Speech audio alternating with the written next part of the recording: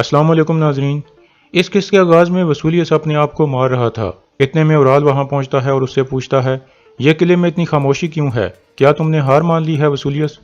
वसूलियस कहता है, हेलेना ने मुझे धोखा दिया है, वो तुर्कों के साथ भाग गई है। उराल कहता है, हो सकता है निकाया से आने वाले काफिले के बारे में भी हेलेना ने अरतुल को बताया हो, इसलिए अच्छा हुआ वो भाग गई है। वसूलियस कहता है, लेकिन मैंने उसे इस बारे में तो बताया ही नहीं था। उराल कहता है, तो इसका मतलब है कि निकाया में भी उनके जासूस मौजूद हैं। इस हमले के बाद वो उम्मीद कर रहे होंगे कि तुम इसका जवाब दोगे, इसलिए तुम उनके पीछे मत जाओ, बल्कि मैं वहां जाऊंगा। तुर्क सरदारों से मेरी बात हो गई है, वो अरतुल और आलियार को हनली बाजार के सराय महल में बहाने से रोक लेंगे और इसी दौरान मैं अपने कबीले जाकर कब्जा कर लूंगा। वसूलियस कहता है, अपना कबीला वापस लेने के बाद तुम हेलेना को मेरे पास ले आना। उराल कहता है, ठीक है, लेकिन हो सकता है मुझे तुम्हारे आदमियों की जरूरत पड़े। वसूलियस कहता है, मैं हर तरह से तुम्हारी मदद करने के लिए तैयार हूँ, आप जाओ और अपना कबीला वापस ले लो। फिर उराल वहां से चला जाता है। इसके बाद रात का वक्त हो जाता है। जावेदार कबीले में उराल का साथ देने वाले आदमी एक खेमे में बैठे हुए थे। इतने में एक सिपाही अंदर आकर कहता है, मैं उराल साहब की तरफ से खत लाया हूँ। एक आदमी वो खत लेकर पढ़ने लगता है। उस पर लिखा था, मैं जानता हूँ कि आपने बहुत इंतजार किया है, लेकिन अब ज़बह करने का वक्त आ गया है। कल का सूरज निकलने के बाद हम उन लोगों के खून में नहाएंगे जिन्होंने हमारे कबीले की इज्जत को दागदार किया है। एक आदमी कहता है, क्या मतलब, क्या हम बगावत करेंगे? दूसरा आदमी कहता है, उराल साहब चाहते हैं कि जब अरतुल और आलियार तुर्क सरदारों के साथ हनली बाजार में मुलाकात कर रहे होंगे, इस दौरान वो कबीले में आकर सरदार बन जाएंगे और जो जो उनके रास्ते में आएगा उसको ज़बह कर दिया जाएगा। अब जाकर अपनी तलवारें तेज कर लें, हम उराल साहब का पूरा साथ देंगे। दूसरे आदमी भी इस बात पर रजामंद हो जाते हैं। दूसरी तरफ काय कबीले में अरतुल दुंदार पर सख्त गुस्से में था और उसे कहता है, तुम्हारे प्यार की वजह से हमने बहादुर दुआन को खो दिया है। दुंदार कहता है, आप बिल्कुल सही कह रहे हैं भाई, काश आपने मुझे किले में मरने के लिए छोड़ दिया होता। आमा खातून कहती हैं, खुदा के लिए ऐसी बातें मत करो दुंदार। फिर अरतुल कहता है, तुम मेरे भाई हो, मैं तुम्हें मरने के लिए कैसे छोड़ सकता था? तुम्हें अभी तक हमारे मकसद की अहमियत का पता ही नहीं है। तुमने कमजोरी दिखाकर हमें दुश्मनों से भी ज्यादा नुकसान पहुंचाया है। फिर आयमा खातून कहती हैं, बहुत हो गया, मैं तुम दोनों को ऐसे लड़ते हुए नहीं देख सकती। दुंदार कहता है, भाई सही कह रहे हैं वालदा, मैं कबीले का एक इज्जतदार आदमी रहने का हकदार नहीं हूँ। मैं मुस्तकबिल में। अरतुल उसकी बात काट कर कहता है, यहाँ तुम्हारा कोई मुस्तकबिल नहीं है दुंदार, हम अपने मकसद में कमजोरी नहीं दिखा सकते, हमें असल आदमियों की जरूरत है।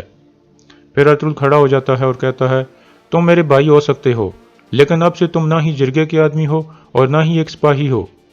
यह कहकर अरतुल वहां से चला जाता है, जबकि हाइमा खातून और हलीमा बहुत परेशान हो जाती हैं। दूसरी तरफ तुर्गोत और बामसी के सामने खाना पड़ा हुआ था, लेकिन वो खा नहीं पा रहे थे क्योंकि वो दुआन की वजह से बहुत गमगीन थे।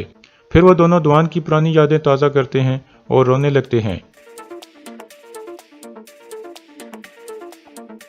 आखिर में तुर्गत अपना हाथ आगे बढ़ाकर कहता है, अब से हम दुआन को अपने झंडे के तौर पर समझेंगे। बामसी कहता है, अब ये हमारी जिम्मेदारी है कि हम उस झंडे से काफरों को चीर फाड़ दें। इस तरह वो दोनों बहुत पुरजोश हो जाते हैं। इसके बाद अगला दिन शुरू हो जाता है। हेलेना अपने खेमे में मौजूद थी। इतने में बामसी इजाजत लेकर अंदर आ जाता है और कहता है, हेलेना खातून, मैं पूछने आया था कि आपको किसी चीज की जरूरत तो नहीं है? हेलेना कहती है, शुक्रिया बामसी, यहाँ मेरा काफी अच्छे तरीके से ख्याल रखा जा रहा है। फिर बामसी कहता है, हेलेना खातून, मैं आपसे कुछ कहना चाहता हूँ। आप जानती हो लोग मुझे पहाड़ी रीछ कहते हैं, लेकिन इस पहाड़ी रीछ के अंदर भी एक दिल है जो हर वक्त धड़कता रहता है। यह सुनकर हेलेना हंसने लगती है। फिर बामसी कहता है, मैं इस दिल में आपको और आपके प्यार को बसाना चाहता हूँ हेलेना, अगर आप चाहो तो आप मुझसे शादी कर लो।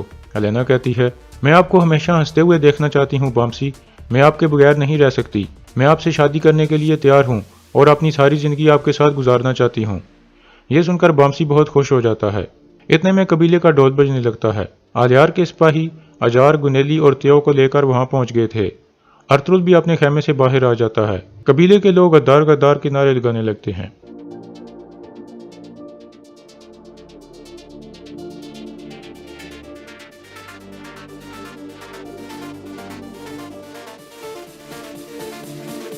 फिर आलियार घोड़े से उतर आता है और अरतुल से गले मिलता है और कहता है, मैं आपकी अमानत ले आया हूँ अरतुल साहब।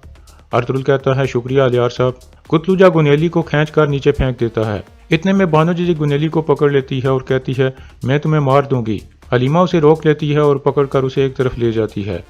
गुनेली रो रही थी और अजार भी परेशानी की हालत में बैठा हुआ था। پھر ارطغرل اپنا ہاتھ کھڑا کر کے سب لوگوں کو خاموش کرا دیتا ہے۔ اجار کہتا ہے میں غدار نہیں ہوں، آپ ہمارے قانون کے مطابق کام کرو اور مجھے جانے دو۔ گنیلی اپنے باپ کو کہتی ہے آپ کو کچھ کرنا ہوگا بابا۔ اتنے میں دوندار بھی وہاں پہنچ جاتا ہے اور گنیلی کو دیکھ کر سخت غصے میں آ جاتا ہے اور پھر اس پر حملہ کرنے کے لیے بڑھتا ہے، لیکن بامسی اور سامسا اسے روک لیتے ہیں۔ گنیلی اس کی طرف دیکھ کر رونے لگتی ہے۔ پھر الیار بلند آواز میں کہتا ہے غداروں پر رحم کھانے کا مطلب ان مظلوموں کے ساتھ دھوکہ ہے جو ان کا شکار بنے ہیں۔ اجار کہتا ہے تم جہنم میں جاؤ الیار، غداری تم نے کی ہے۔ پھر ارطغرل آگے بڑھ کر کہتا ہے ہم کافروں کے ساتھ حالت جنگ میں ہیں، اس صورتحال میں ہم اپنے اندر موجود غداروں کو نظر انداز نہیں کر سکتے، اب انصاف ہوگا اور غداروں کو مٹا دیا جائے گا۔ پھر ارطغرل اپنی تلوار نکال لیتا ہے۔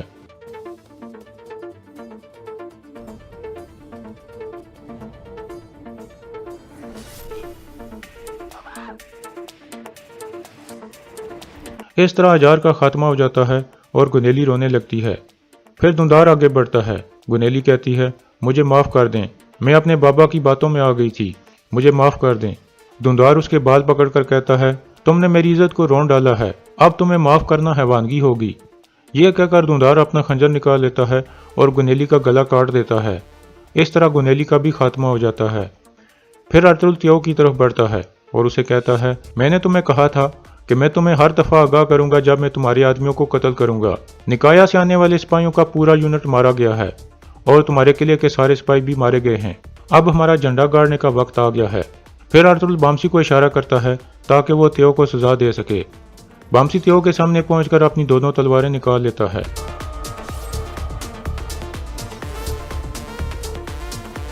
اس طرح تیو کا بھی خاتمہ ہو جاتا ہے۔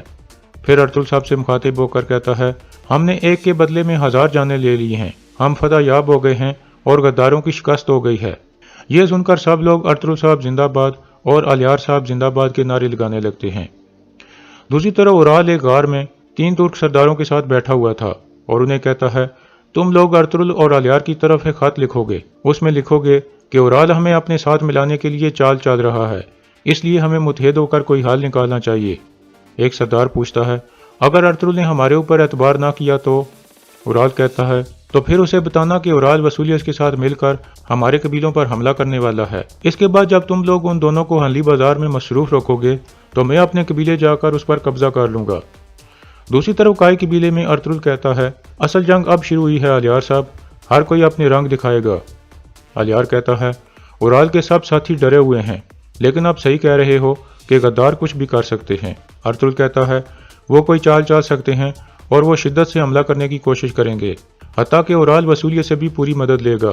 پھر الیار کتلوجا کو کہتا ہے قبیلے میں حفاظت بڑھا دو، ہمارے لوگوں کو کہو کہ وہ ہر چیز کے لیے تیار ہیں، کچھ بھی ہو سکتا ہے، اگر انہیں کچھ بھی مشکوک لگے تو وہ ہمیں آگاہ کریں۔ پھر سب کھڑے ہو جاتے ہیں۔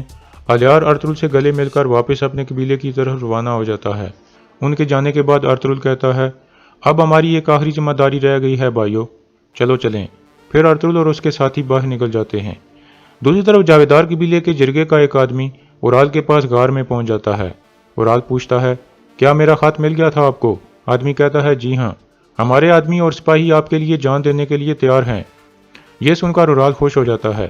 پھر وہ آدمی کہتا ہے لیکن ہمیں پتہ چلا ہے کہ اجار صاحب اور ان کی بیٹی کو موت کی سزا دے دی گئی ہے اور انہوں نے تیو کو بھی قتل کر دیا ہے۔ یہ سن کر اورال اور دوسرے ترک سردار پریشان ہو جاتے ہیں۔